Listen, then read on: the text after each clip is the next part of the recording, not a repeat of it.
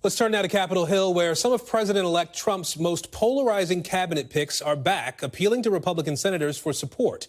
Following those meetings, some positive signs for Trump Defense Secretary pick Pete Hegseth as he battles questions about his military experience and his personal conduct. Iowa Senator Joni Ernst, who's previously expressed reservations about Hegseth, telling reporters she's had, quote, really good discussions with him in supporting this process. She is supporting this process. Hegseth thanking Ernst earlier today. We're grateful that she said she's going to support us through that process, and that's what we talked about. And it's been substantive and meaningful. And her background is significant on all these issues, and I welcome all the conversations. Now, some Republican senators also indicating paths forward for Tulsi Gabbard, Mr. Trump's pick for Director of National Intelligence. She has been accused of echoing Russian propaganda on Syria and Ukraine. And Kash Patel, his choice to lead the FBI, who has promoted false claims of a deep state effort to overthrow Mr. Trump during his first term. All of this after incoming Senate Judiciary Chair Chuck Grassley sent a letter to current FBI Director Chris Wray asking him to vacate the role, claiming the department has been politicized. Republican senators signaling their support for Patel's nomination today on the Hill. Do you think that Wray should be fired? I think he should. It's time for a fresh start at the FBI. If you're going to clean up the FBI and actually get them focused on mission rather than politics, but them refocus them on actually putting America first, doing their job, Kash is the perfect person for that. I just think as he's meeting with members, talk about what he's going to do in the Department of Justice, how he's going to reform it, how he's going to be fair, how his past experience is relevant. Those are the sorts of discussions Kash will have, and I think most of the conversations will be successful. All right, let's get into it now with our team. NBC's Garrett Haake has the latest from the Trump transition team, and NBC's Ryan Nobles is on Capitol Hill for us now. So, Garrett, how is the Trump team feeling in this moment about the confirmation chances for some of these more controversial picks? Aaron, I'd say they're cautiously optimistic about all three of those picks, particularly Pete Hegseth. The difference between where we are now and a week ago is notable. The Hegseth rollout, transition officials will acknowledge privately, was pretty rocky. They were caught off guard by some of the claims against him, the 2017 sexual assault investigation where he was investigated but not charged and denies wrongdoing, and the letter that appeared in the New York Times from Hegseth's mom, things that the transition team were not aware of and certainly didn't welcome, but they've been pleased to see him fighting back publicly, addressing the media more, addressing the skeptics kind of head on, and that these meetings with Joni Ernst in particular have been positive. As to the other two nominees in waiting, Tulsi Gabbard and Kash Patel, there hasn't been really significant pushback that they have seen from the Hill. Now, granted, they are starting with the friendliest possible meetings they can have first, but so far all the lights are green, all systems are go, and the transition team feels like they're going to get their people across the finish line, barring any additional surprises. And I think that's probably the most important caveat to all of this.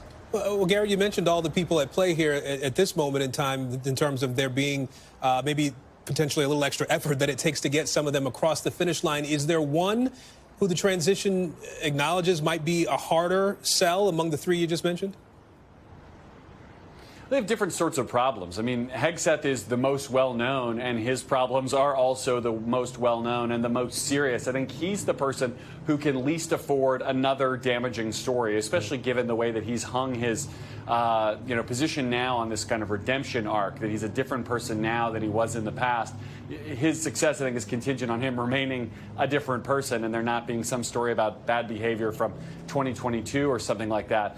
Tulsi Gabbard and Kash Patel are just, frankly, much less well-known to these senators. They have more of an opportunity to introduce themselves if they take it. Gabbard, in particular, got probably the biggest break possible from the geopolitical universe this week with the dissolution of the Syrian regime, changing the conversation around Syria in a major way, an opportunity for her to perhaps recast her views on the Assad regime. But again, it's not, at this point, it's not about necessarily locking in yeses, it's about preventing nos. And so far, these other candidates have been doing that pretty successfully.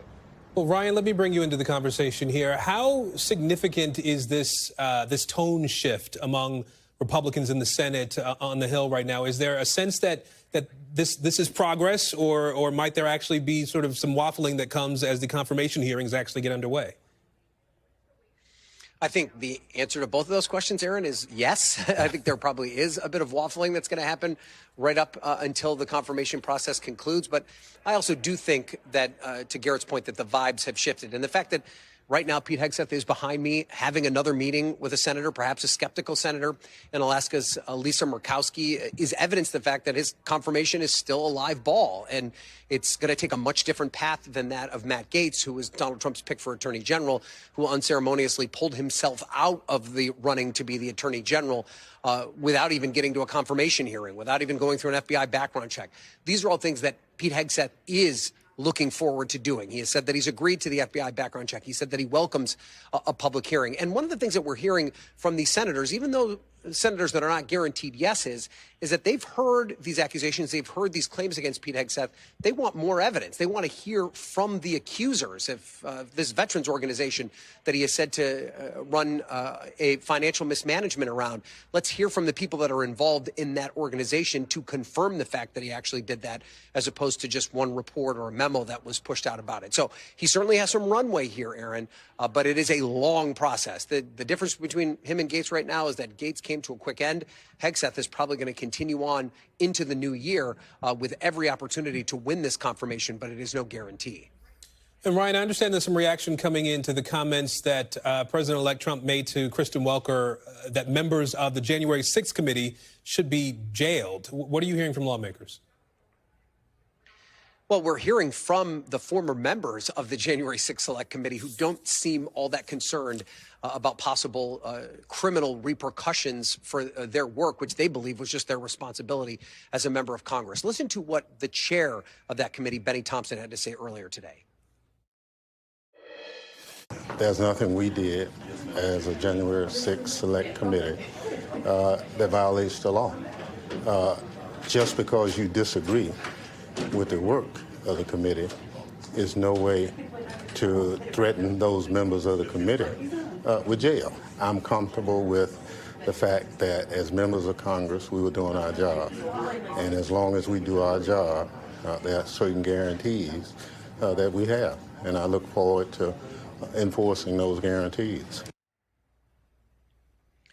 And we know that there's been some talk that the Biden administration might offer up preemptive pardons for some of these individuals that were involved in the January 6th investigation. Adam Schiff, who became a United States Senator today, told reporters he's not interested in a pardon because he did nothing wrong. Aaron. All right, Ryan Nobles for us on the Hill, Garrett Haake for us as well in Florida. Thank you both. Thanks for watching. Stay updated about breaking news and top stories on the NBC News app or follow us on social media.